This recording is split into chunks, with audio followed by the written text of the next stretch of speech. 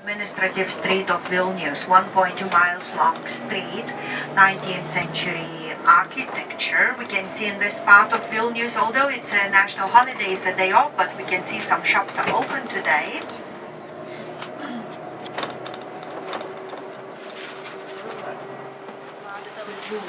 And this was made in 1992. So it's called the Moonlight. So Junes Sugihara, he was Japanese consul to Lithuania in 1939-1940. And in 1939, many Polish Jews came to this country when Poland was occupied by the Nazi Germany.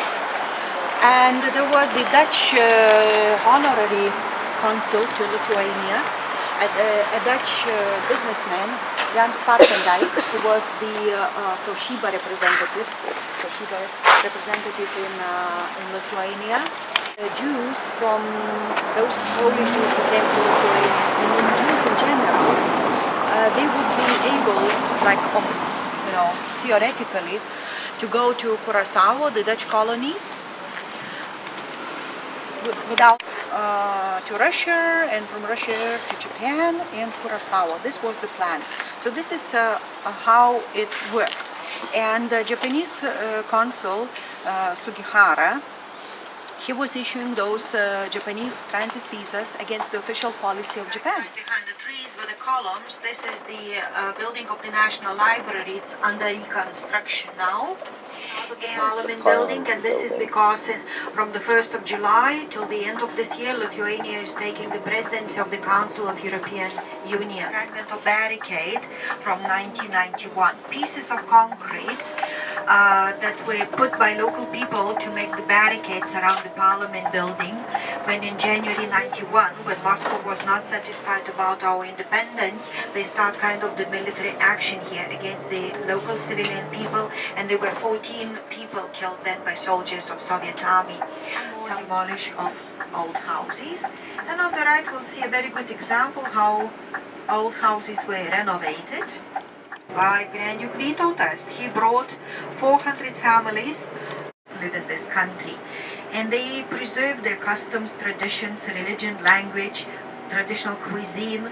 Their religion was formed in the 8th century in Mesopotamia. It's based on the Old Testament, and their language belongs to the group of Turkic languages. Old Karaim houses on that street with 3 windows facing the street. According to their legend, they made 1 window for the god, they made the 2nd window for the family, and the 3rd window they made for Grand Duke, who brought them here as bodyguards and granted them equal rights. They respected him so much they almost worshipped him. So the size of this Honda motorcycle. And this one's a Triumph. And here's the fort castle we will be going to later, Trakai. This is a holiday, St. Catherine's Day, so lots of people are out and about enjoying this nice August weather. Going in here for lunch.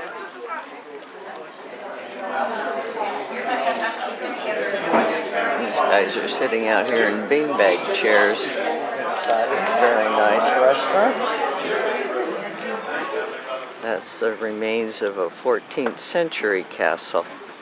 This castle was built 600 years ago to protect against the Germans and the Teutonic Knights. In the early 1400s, when the Teutonic Knights were defeated, they didn't need the castle anymore, so it became a palace for the royal family. Then at some point it became ruins for 300 years.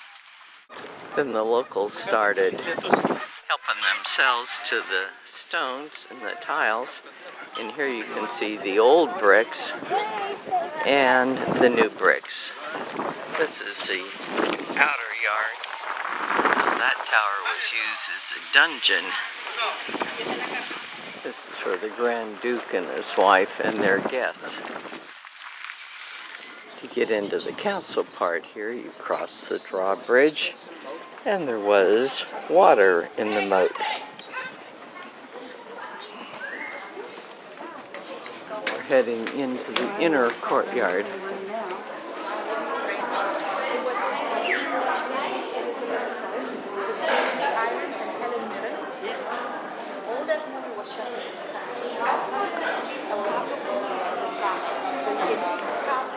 These were filming Elizabeth Not I. very historical, Dungeons and Dragons. Anyway, American movie was also made in this house.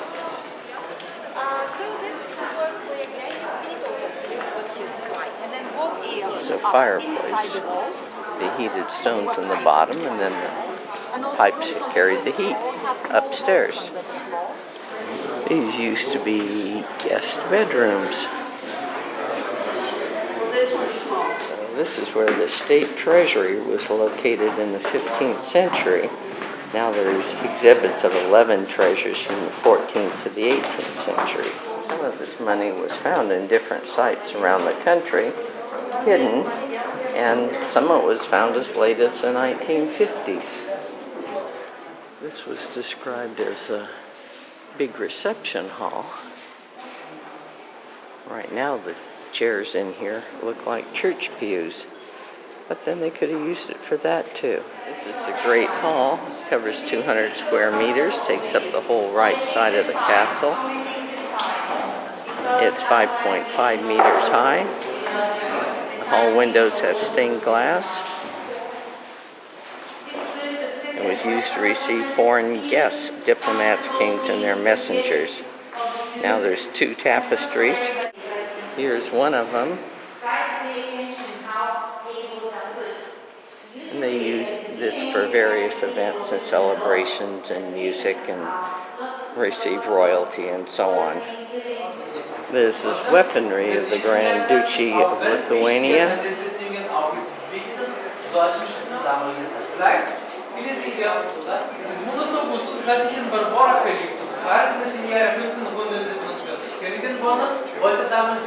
So here's the castle where we are.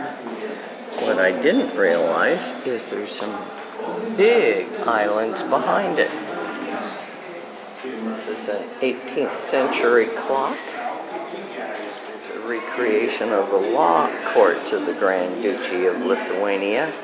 This would probably be in the 1500s. There's the ruins of the fort and the castle. So here we are up here on the second deck. I don't think we can go higher, but I can get a picture up closer. This is an ethnic group called the Karims who settled here at some point. Here are some Tartars that also settled here from further east in Asia. These are the soldiers' barracks out here. Over here's the stocks for people who did minor bad things. Here's an early oven. Here's a little miniature water wheel.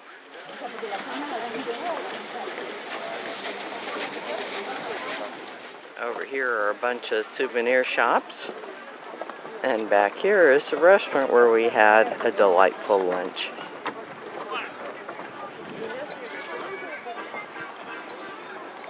Lots of little islands out here in this great big lake. A little tiny pony. Here's a street with some of the traditional old houses here in rural Lithuania. They're wood. The wood ones in the city kept burning down, but out here they've kept the wood.